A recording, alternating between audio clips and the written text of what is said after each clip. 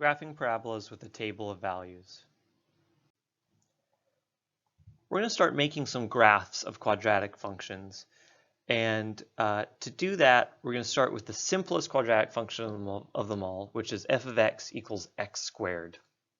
Now recall that f of x is just the formal way to write a function, but really in the case of graphs, what this often means is y equals x squared. The value of y, or the value of the function, depends on what x is. So to use a table of value, what we're going to do is we're just going to pick some values of x.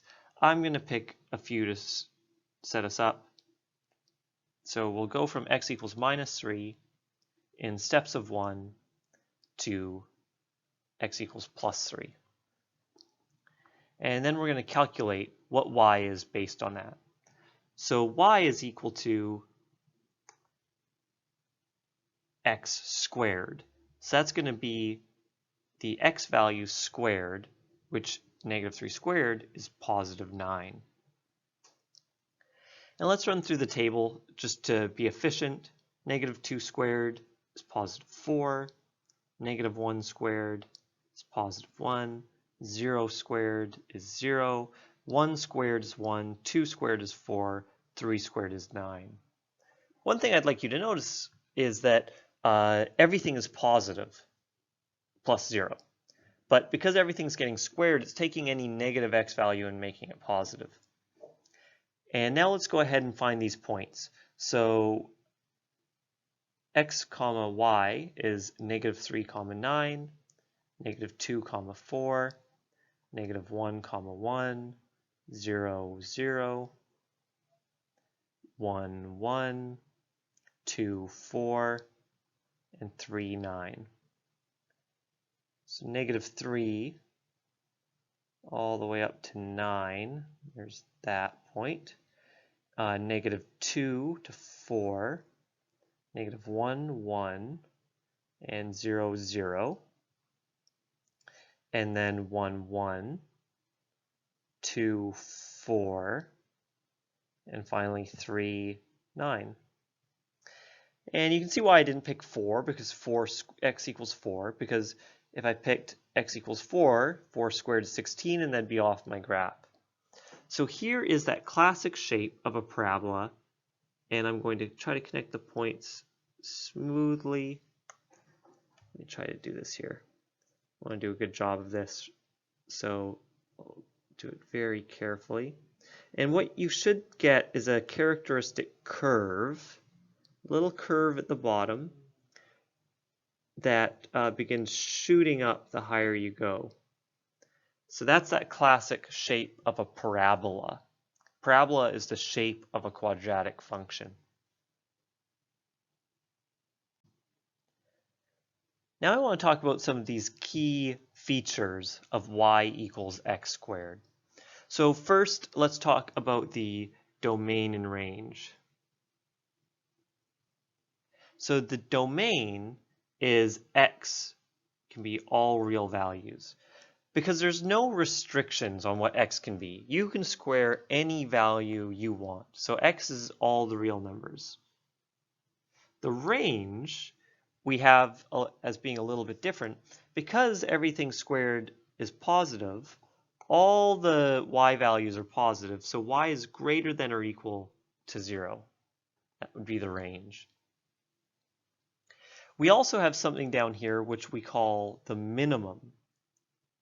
If this parabola was flipped, it would be a maximum value, but in this case, it's a minimum value, because there is a single point that the parabola dips to that is lower than anything else.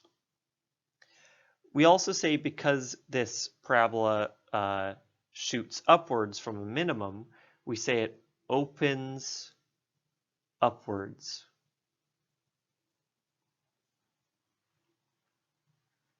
So it has a minimum and it opens upwards.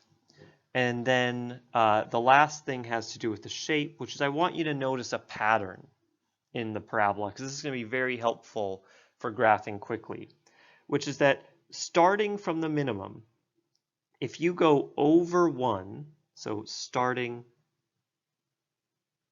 from the minimum,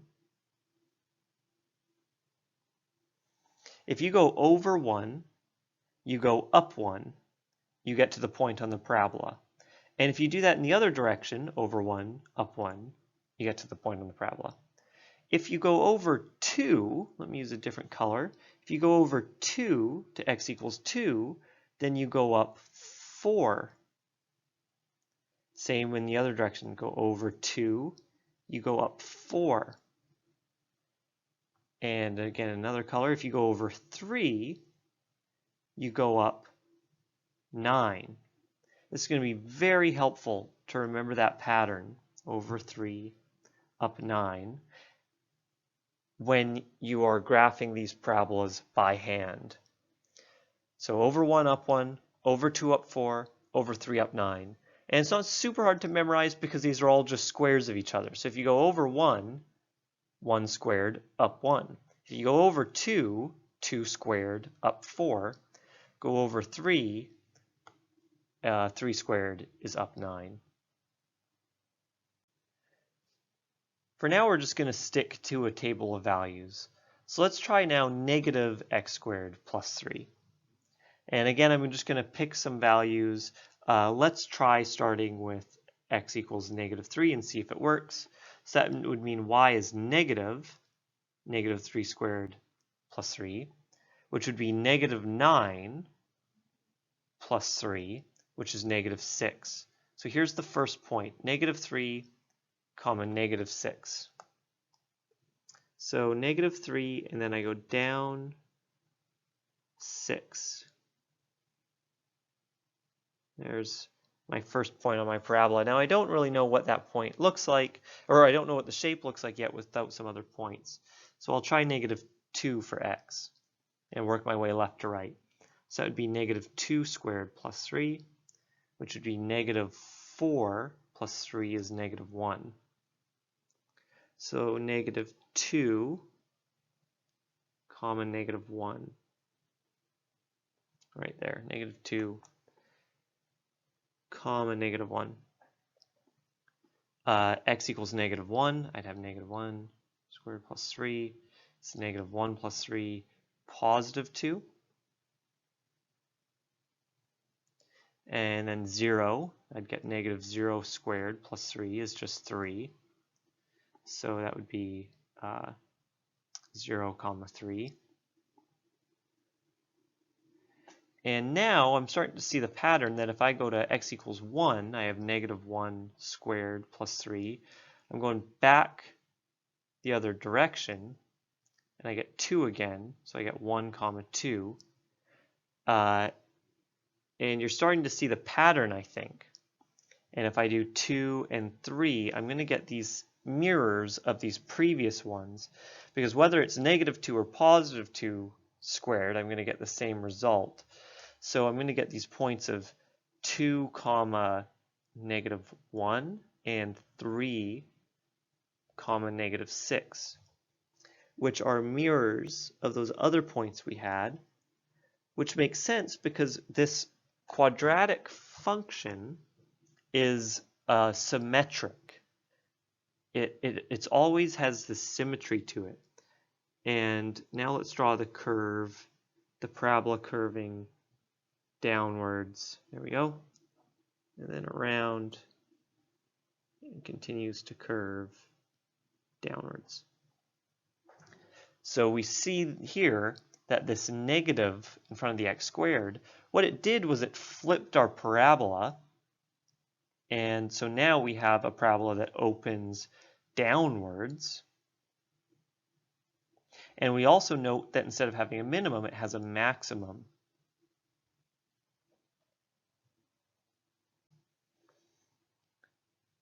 So here's some possible features that a quadratic will have. And I say possible because it can shift around, and I'll talk to you about what that will look like. So to start with, A here. Quadratics will have y-intercepts.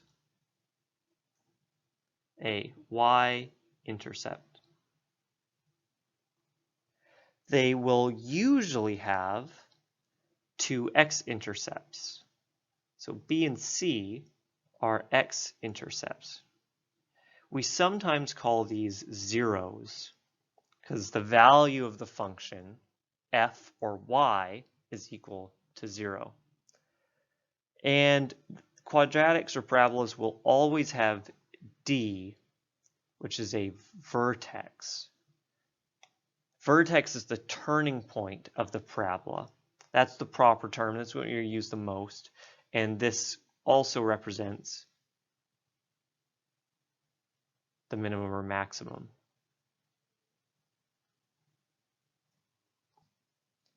Now, just because I mentioned it, I want to address it.